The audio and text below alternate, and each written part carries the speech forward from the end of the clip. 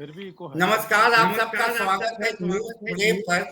News frame ने अभी 2 दिन पहले एक स्टोरी की थी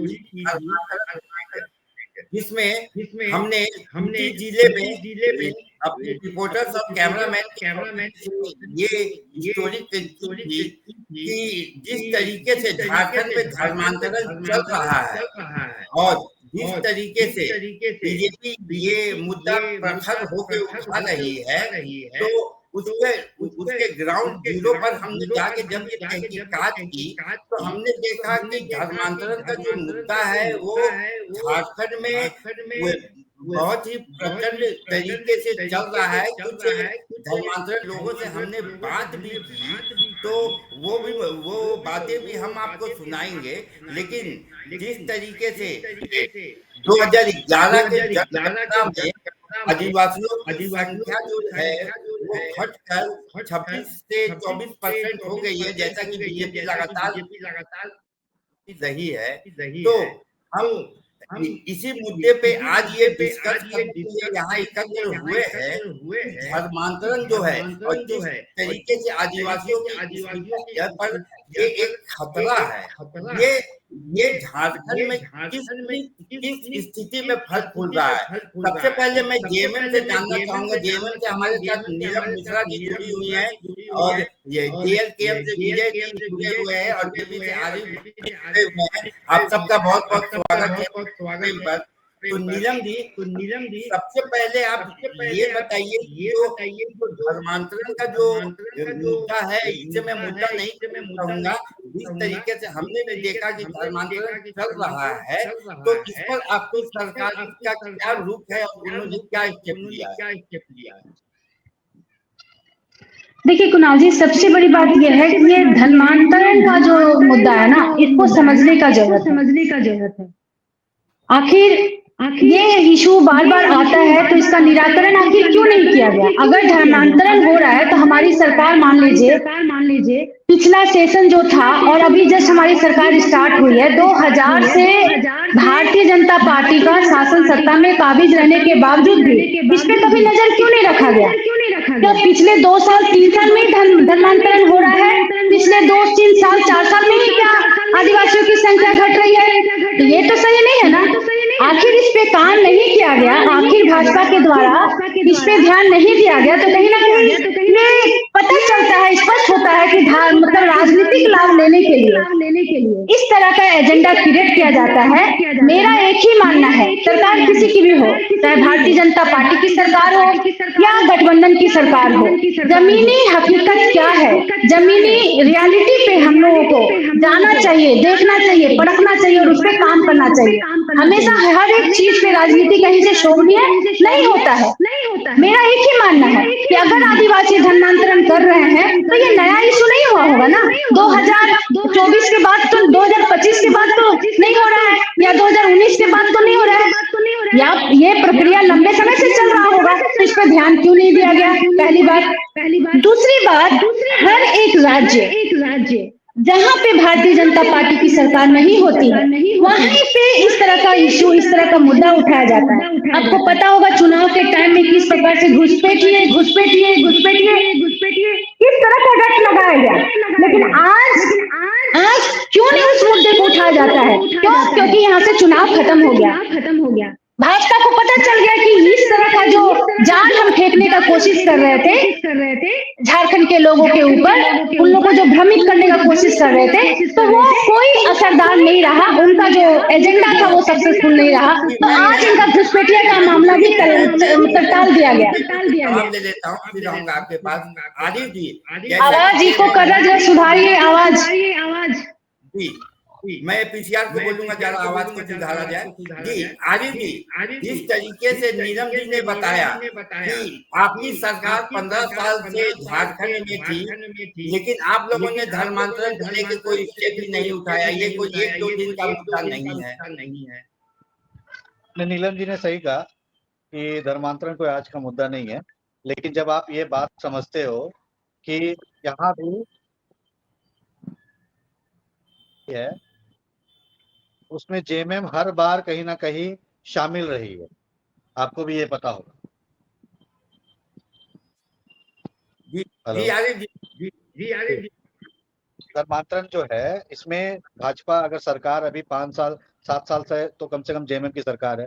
उससे पहले भी भाजपा की सरकार में जेएमएम साथ में थी और उससे पहले भी मुख्यमंत्री शिबू सोरेन भी थे, उससे पहले हेमंत सोरेन भी थे। तो एक बात बताइए कि झामुमो भी सरकार में रही है, उन्होंने धर्मांतरण पे क्या काम किया?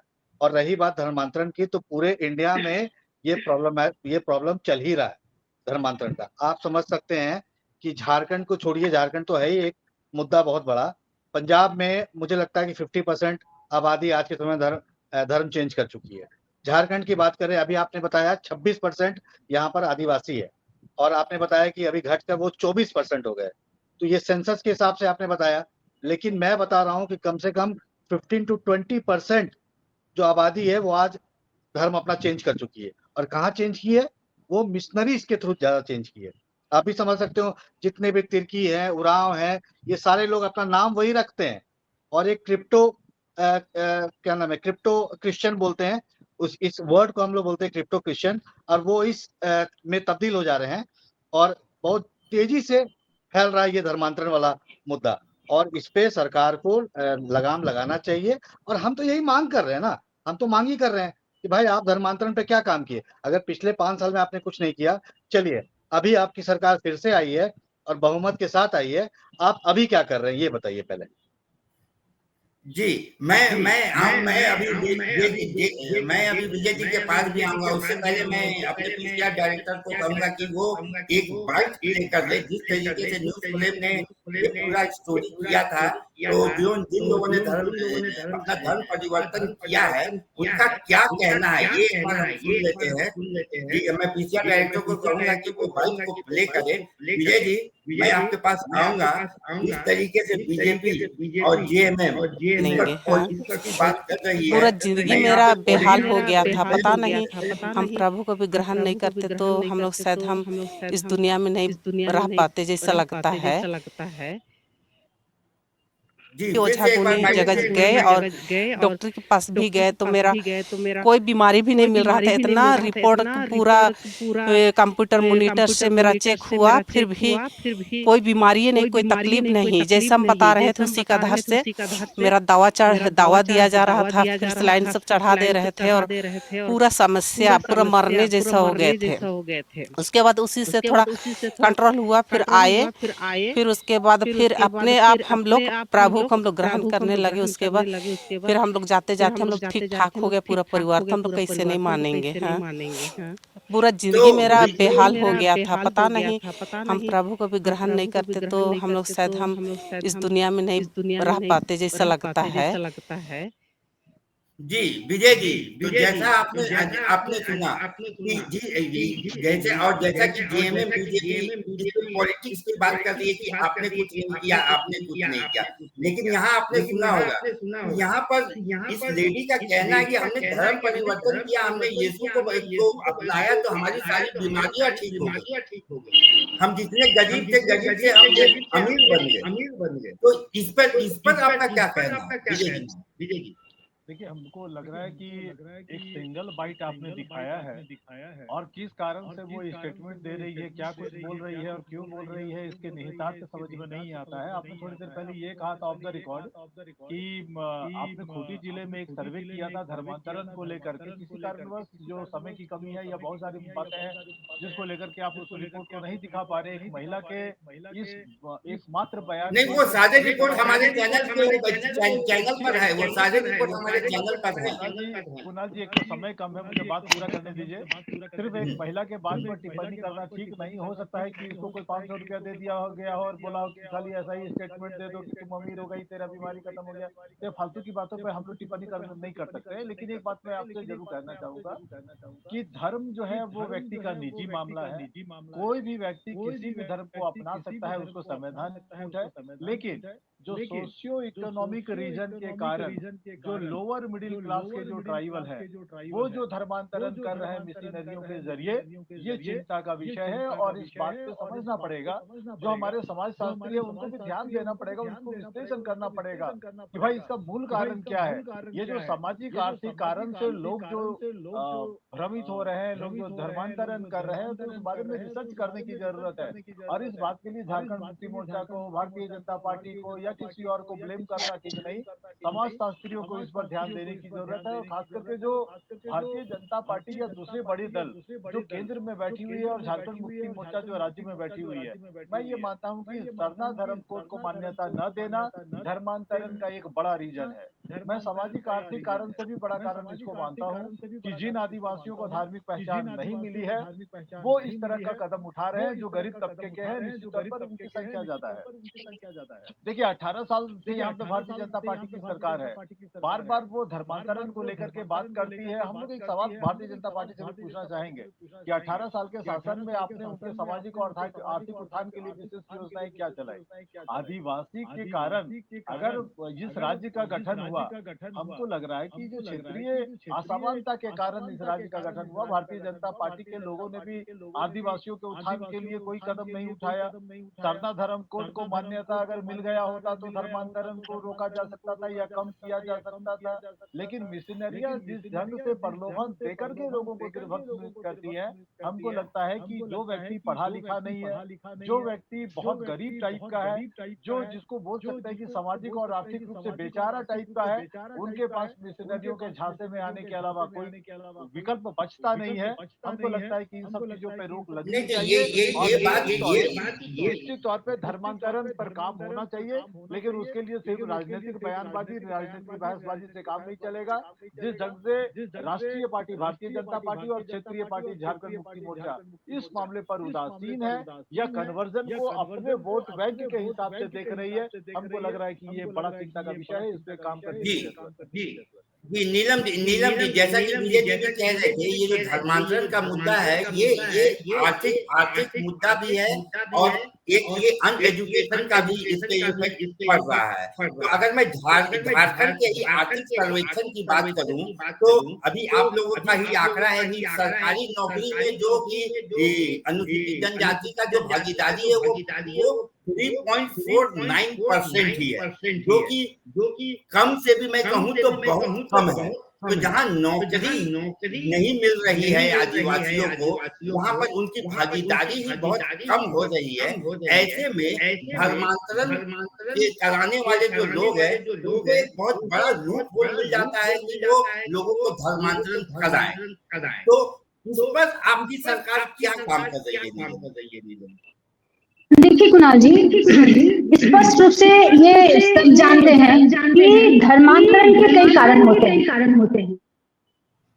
एक तो आर्थिक कारण होता है, सामाजिक कारण होता है, शिक्षा एक बहुत बड़ा रीजन है, और एक अपना आस्था है, विश्वास है। अगर एक व्यक्ति का किसी धर्म के प्रति आस्था है, विश्वास है और स्वतः अपने इच्छा से अगर वो दूसरे धर्म को अपनाते हैं, जैसे अभी ये महिला बता रही थी कि हमको यीशु के ऊपर आस्था हो गया, विश्वास हो गया कि हमको यहीं पे हमारी बीमारी ठीक हो सकती है, तो हम डाइवर्ट कर लिया, अपने आप को कन्वर्ट कर लिया।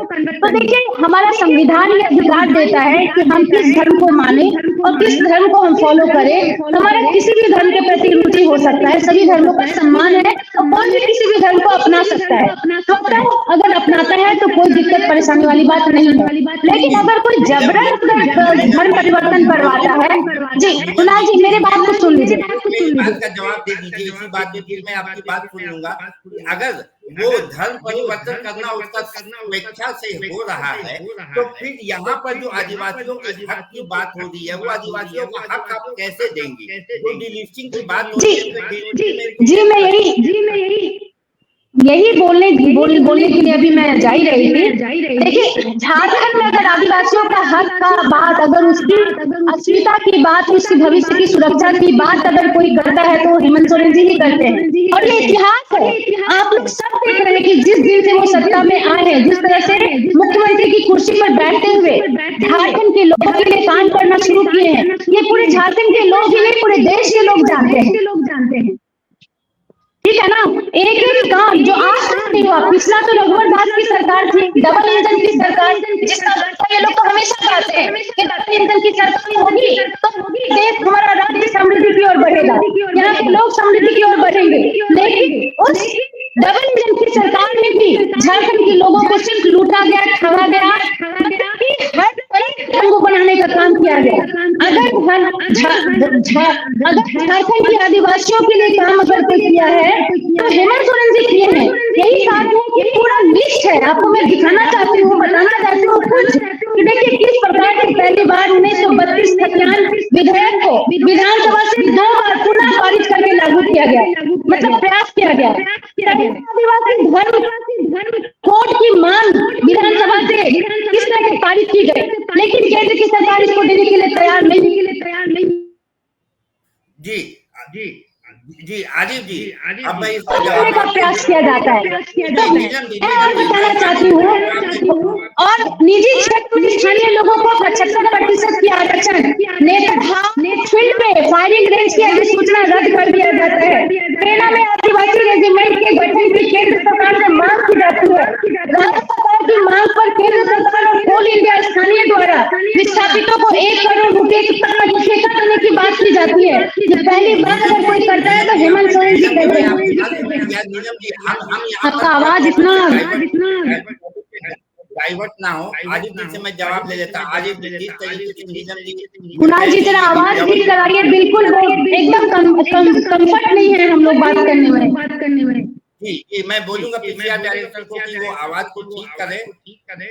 तो आरिफ जी आपको आवाज आती है? हाँ बिल्कुल। जी, तो जिस तरीके से आवाज जिस तरह से गूंज रहा है ना, बात करना बहुत मुश्किल है। डबल इंजन की सरकार थी, लेकिन डबल इंजन की सरकार के समय में भी धर्मांतरण को लेकर कोई ठोस कदम नहीं उठाया गया। देखिए ऐसा है कि केंद्र सरकार हमेशा से धर्मांतरण के खिलाफ मुहिम अपना छेड़ते रही है और अभी भी कर ही रही है वो। और जो राज्य सरकार है, राज्य सरकार को इस पे ध्यान देना चाहिए। और अभी जो बात हो रही थी सरना कोड की, तो सरना कोड जब तक आप डिलिस्टिंग नहीं करेंगे, आप सरना कोड को लागू कैसे करेंगे?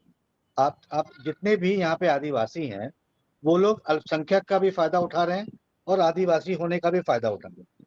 तो जब तक डिलिस्टिंग नहीं होगा आप कैसे पता करिएगा कि कौन आदिवासी है, कौन क्रिश्चियन है, कौन मुस्लिम है, कौन किस जाति के हैं? तो ऐसे हो नहीं सकता। आप सरना कोड बार एक ही चीज मांग रहे हैं, सरना कोड। अरे भाई पहले धर्मांतरण पे बात करिए कि जो ईसाई मिशनरीज जो झारखंड में यहाँ पर रह रहे हैं, जो वहां से फंड्स आ रहा है, और सबसे बड़ा प्रॉब्लम यहाँ पर है कि धर्मांतरण होता क्यों? धर्मांतरण होता है लालच की वजह से। उनको लालच दिया जाता है कि हम आपका घर बना देंगे, हम आपका रहना खाना करवा देंगे, हम आपको रोजगार देंगे, हम आपको डॉक्टर का फैसिलिटी देंगे। और वो महिला भी इसी तरह बोल रही थी। उसने बोला मुझे लगता है कि जहां तक मुझे लगता है कि उसको सारा फैसिलिटीज मिल रहा है मिशनरीज से, उनको सारा फैसिलिटीज मिल रहा है, इसलिए वो धर्मांतरण और वो यीशु मसीह पे हमें ये प्रॉब्लम नहीं है कि आप किस धर्म को मान रहे हैं। लेकिन अगर आपको कोई लालच दे के जबरदस्ती किसी दूसरे धर्म में ही करवा रहा, वो गलत है। इसलिए यहाँ ईसाई मिशनरीज या जो भी धर्मांतरण कर रहे हैं उन लोगों को चिन्हित करना चाहिए और उसके बाद कुछ ना कुछ कदम उठाना चाहिए। ये हमारा मुद्दा है। जी नीलम जी, अब मैं आपसे इसका जवाब ले लेता हूँ समय के अभाव की वजह से। एक फाइनल कमेंट कि सरकार को जो है वो कम से कम आर्थिक रूप से इनको सपोर्ट करना चाहिए।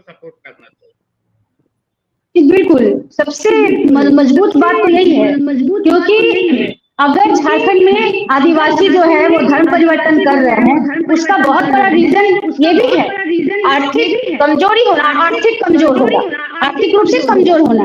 और यही कारण है कि हेमंत सोरेन जी बिल्कुल पूरी तरह से इन लोगों को सशक्त करने का प्रयास कर रहे हैं। उनका मुहिम ही है कि आदिवासियों को, झारखंड में रहने वाले लोगों को किस तरह से मजबूत किया जाए। आर्थिक मजबूती भी जरूरी है और शिक्षा भी जरूरी है। इसलिए आप देखिएगा इनका घर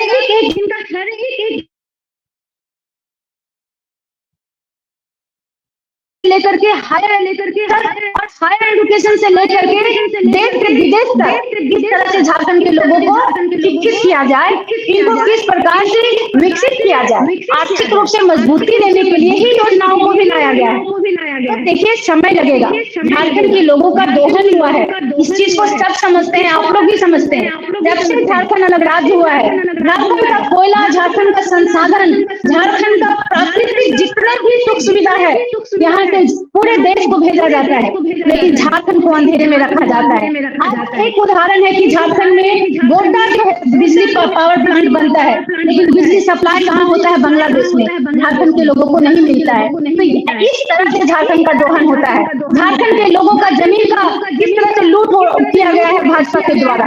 तो देखिए, प्रमुखता से देखा जाए तो सबसे पहले यहाँ के लोगों को मजबूती देना बहुत जरूरी है, शिक्षित करना बहुत जरूरी है। आर्थिक मजबूती के साथ साथ उनका विश्वास कब बढ़ेगा? जब वो शिक्षित होंगे, उनको दिशा कब मिलेगा? जब वो शिक्षित होंगे। तो यही कारण है कि शिक्षा के क्षेत्र में भी माननीय मुख्यमंत्री जी काम कर रहे हैं। झारखंड से पलायन को कैसे रोका जाए, झारखंड में रोजगार कैसे बढ़ाया जाए, महिलाओं को सशक्त कैसे किया जाए, इसीलिए आप देखिएगा तो सैकड़ों योजनाएं धरातल पर उतारी गई। अब आपको योजनाओं का नाम गिनाएंगे तो आप बोलिएगा कि डाइवर्ट कर रहे हैं। आदिवासियों की स्थिरता के लिए, उनकी मजबूती के लिए, उनकी सबलता के लिए इन सारी योजनाओं को लाया गया है। जी, थोड़ा समय का अभाव है। जब तक ये शिक्षित नहीं होंगे, आर्थिक रूप से मजबूत नहीं होंगे, ये धर्मांतरण को भी नहीं रोका जा सकता है। और धर्मांतरण अगर कोई करता है, लास्ट 5 सेकंड। तो जिस तरीके से आपने देखा कि बीजेपी और कांग्रेस दोनों ये मुखर होकर ये बात कह रही है कि यहाँ पर आर्थिक रूप से और एजुकेशन, ये दो मुद्दे ही ऐसे हैं जिनसे कि हम धर्मांतरण को रोक सकते हैं। आज के लिए बस इतना है, फिर मिलेंगे कल किसी नए टॉपिक के साथ और किसी बड़े मुद्दे के साथ, बड़े मंच। तब तक के लिए जोहार।